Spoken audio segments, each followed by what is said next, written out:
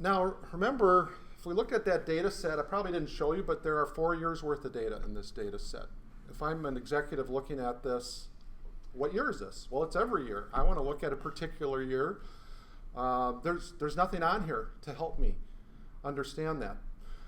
We can add a filter. There's 2 ways we can tackle this. We can add individual filters on ones. We can add a filter that applies to all of these at the same time, which is what we're going to do. But we can give them the ability to use that filter using what's called a control, a parameter and a control. So what we want to do is have this nice little drop down where they can just pick the year. And the way that you do that in Quicksight is by actually starting with creating a parameter, which in this case I'm just going to call year. And what it's going to be is it's going to be an integer value. If you remember, we did have a column called year in our data set. I probably didn't show it to you. We want to display multiple values when we present this control. It's all we need for right now in this particular parameter. And then we want to leverage that parameter to create a control. And here's where we put in whatever the display name is that the end user is going to see. So I would say something like select a year. And it's a multi-select. And I want it to link, I want that parameter to link to values in my data set, which happens to be this demo data set. You can use parameters across multiple data sets. We're just using one database here, but I could do it across multiples as long as it met the criteria of, had a similar column. And the column I'm going to use is year. And if I say add, you see what just happened here is it put this control up here. If I look at that control, you'll notice that first time it has to go through and load all the values. Now you can see all the years that are in the data set.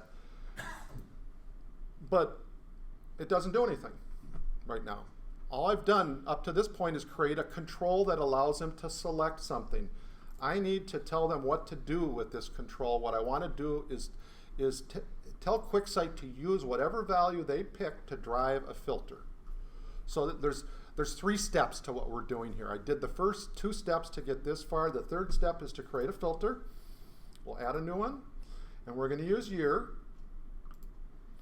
And I'm going to edit that, and I'm going to say I want it to apply to all visuals. So by default, Quicksight is going to try and do it to only this visual, which happens to be the last one that I clicked over here.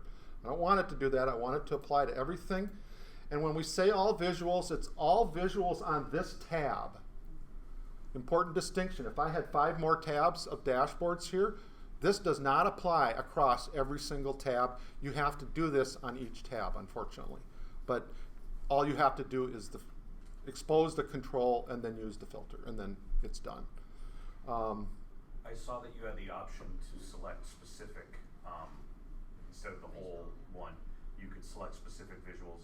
I assume you could select any subset. Yep. Okay. Let's say I only wanted, when they selected these years, I only wanted it to apply to this one, and something on the bottom.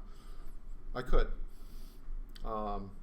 And in fact, this is the point where you sit down with the business people and say, okay, first of all, how do you like this as a general way to present the data? Now what do you want to see?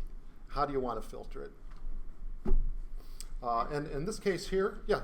You did mention that the scope of the year parameter is only to that tab. So is there another way to make it cross-filter across tabs? No, you have to, in each tab. Level? Okay. Right, you can make it apply within everything in here. I don't believe you can duplicate tabs. Let's see. No, you can't. Yeah. But a duplicate of a tab would copy the parameter. As maybe in the future they'll do that. Other visualization tools allow you to copy tabs and then copy all of that. In this case here, we're going to have it apply to all visuals. This is a custom filter. And we're going to use parameters to drive it.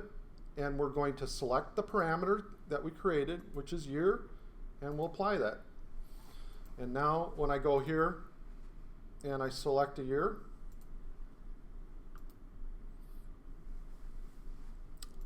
Now this is 2005. Go back to all years. So when we deploy this as a dashboard, they're going to see this right here. They're not going to have to go and do to every single one of these and select a filter. We've just given them that. The other thing I would do on this one is, I mean, frankly, this is sales data. I'd want to let them be able to pick a sales rep.